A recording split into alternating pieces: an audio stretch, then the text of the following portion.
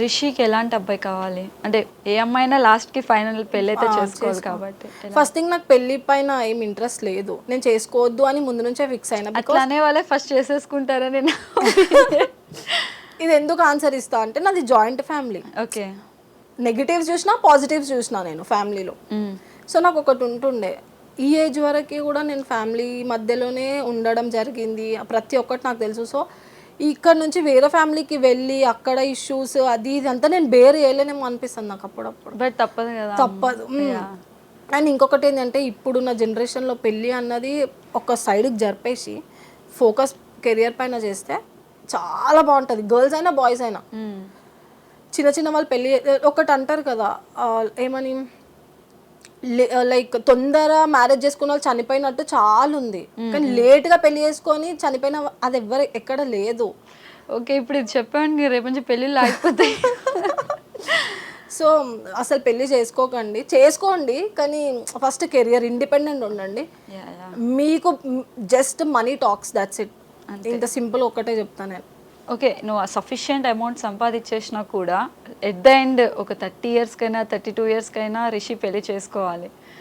So ఎలాంటి అబ్బాయి కావాలి అనేసి చెప్తే ఎట్లా, నువ్వు సింగిల్ ఇప్పుడు సింగిల్ యా, సో మా పాపం ట్రై చేసుకునే వాళ్ళు ఎవరో ఒకరు ట్రై చేసుకో. సో అబ్బాయి అంటే అర్థం చేసుకుంటే ప్రొఫెషన్కి కన్నా కూడా గర్ల్కి రెస్పెక్ట్ ఇవ్వాలి వాడు.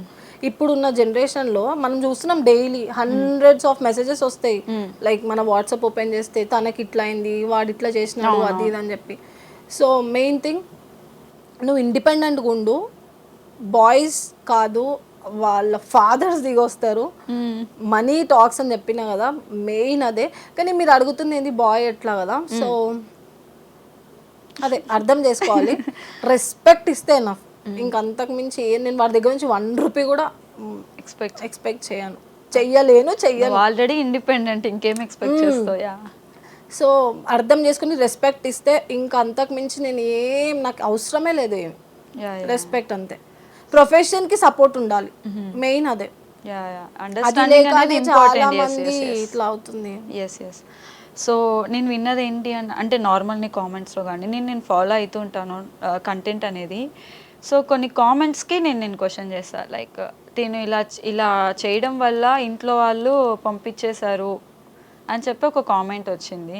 సో దాని గురించి ఏమంటారు అంటే, మీరు ఇప్పుడు ఫ్యామిలీతోనే ఉంటున్న, జాయింట్ ఫ్యామిలీతో? నేను పుట్టినప్పటి నుంచి రైట్ నో వరకు కూడా నేను ఫ్యామిలీతోనే ఉంటా అంతే.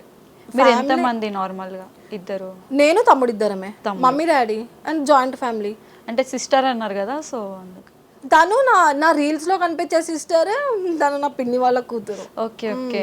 మా మమ్మీ వాళ్ళ mummy sisters, own sisters. Okay okay.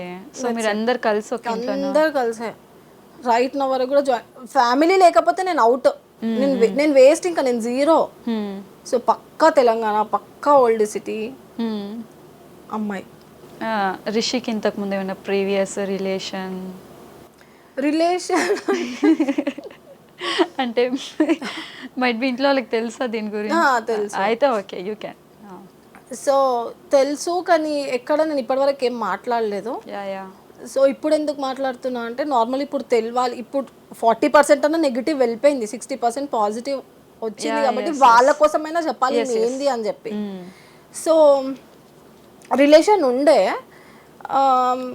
వాడు పెద్ద సైకో అబ్బా, చాలా పెద్ద సైకో, గేట్లో నుంచి బయటికి రావద్దు, అంత టూ మచ్. సో నేను అనుకున్నా, ఆలోచించిన, నాకు ఇంత ఫ్యామిలీ ఉంది, ఇంత సపోర్టివ్, ఈ ఇండస్ట్రీలో వచ్చిన, సో నాకు ఇంకా అవసరమా అనిపించింది ఒక. సో ఇంకా వాడు నాకు ఇవన్నీ వద్దు, ఇది ఈ ఇన్స్టా, మంచి ఫ్యామిలీతో ఉందాము. ఓకే, తనతో ఉన్నప్పుడు ఇన్స్టాగ్రామ్ లేదు మీకు?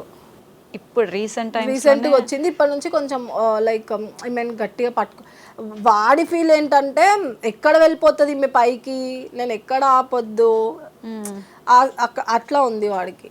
అదంతా మాకు అర్థమైంది, ఇంకొద్దు అనుకునేసి లైక్ తీసుకున్నా. Profession main, career main. నేను చెప్తున్నా కదా, గర్ల్స్ ఇండిపెండెంట్ ఉండండి, వాళ్ళు అయ్యలే వచ్చింది మీ ముందు కూర్చుంటారు. That's it. మనీ టాక్స్ అయితే మనీ టాక్స్ అంతే, ఎక్కడ ఏమున్నా సరే. అది ఇంకా ఏమో చెప్తారు కదా, ఏమని, డివోర్స్ అయ్యి ఇంట్లో కూర్చొని ఏడ్చే వాళ్ళకన్నా డివోర్స్ అయ్యి దుబాయ్లో కూర్చొని ఏడు, అది కరెక్ట్. అంతేనా? అంటే ఇప్పుడు డివోర్స్ తీసుకున్న వాళ్ళందరూ దుబాయ్ వెళ్ళిపోమని చెప్తున్నా వర్షి. వాళ్ళకి మనీ ఉందనుకో, యా. వాళ్ళు అదే కదా ఇక్కడ కూర్చొని ఏడవరు వాళ్ళు. ఆ మనీ ఇంకొక దాంట్లో ఇన్వెస్ట్ చేస్తారు, అది దాని గ్రోత్ ఆలోచిస్తారు, ఆ గ్రోత్ నుంచి ఇంకా ఇన్వెస్ట్ చేస్తారు. అట్లా ఉండాలి ఎప్పుడైనా ఈ అబ్బాయిలు. సో ఈ రీసెంట్ టైమ్స్లో నేను ఇండిపెండెంట్ బాయ్స్ కానీ ఇండిపెండెంట్ ఉమెన్స్ ఇండిపెండెంట్ గర్ల్స్నే నేను ఎక్కువ చూస్తున్నాను అనమాట. సో అంటే ఇప్పుడు మనది ఇక్కడ మైనస్ అబ్బాయిలు దనాలా అమ్మాయిలు దనాలా లేకపోతే ఏంటి? అమ్మాయిలు అయితే 110% కాదు. ఓకే. వాళ్ళకున్న ఎక్స్పీరియన్స్ వల్లనే, వాళ్ళకున్న ఫ్యామిలీ బ్యాక్గ్రౌండ్స్ ఇష్యూస్ వల్లనే అమ్మాయిలు ఇండిపెండెంట్ అవుతున్నారు. సో 110% అబ్బాయిలు. ఇప్పుడు అబ్బాయిలు కమెంట్స్ చేస్తారు ఆబ్వియస్గా, చేసుకున్నా కూడా పర్లేదు. బికాస్ 90% అబ్బాయిలు మంచిగా ఉన్నా కూడా 10% ఎక్కడో అక్కడ ఉన్నారు. అందరినీ అనట్లే మేము. అబ్బాయిలది కొంచెం ఉంది, ఎందుకంటే యాటిట్యూడ్, ఈగో. మేమే ఎందుకు దిగాలి, మేము ఎందుకు చేయాలి. ఒకసారి పెళ్ళి అయిపోతే, ఒకసారి మంగళసూత్రం ఇట్లా పడిపోతే తిను మా దగ్గర ఉండాలి, ఈ మైండ్ సెట్ ఉండొద్దు. ఎందుకంటే జనరేషన్ అది కాదు. అప్పటి వాళ్ళు చేసినారు, ఆ జనరేషన్ వేరు, ఈ జనరేషన్ వేరు. ఇప్పుడు అట్లా అంటే, ఇప్పుడు అబ్బాయి ఇంటర్ చదువుకుంటే అమ్మాయి బిఎడ్ చేసింది, మరి అమ్మాయి కూడా అట్లానే ఉండొచ్చు కదా, యాటిట్యూడ్ ఈగో అని. మరి అట్లా ఏం లేదు. Yes yes.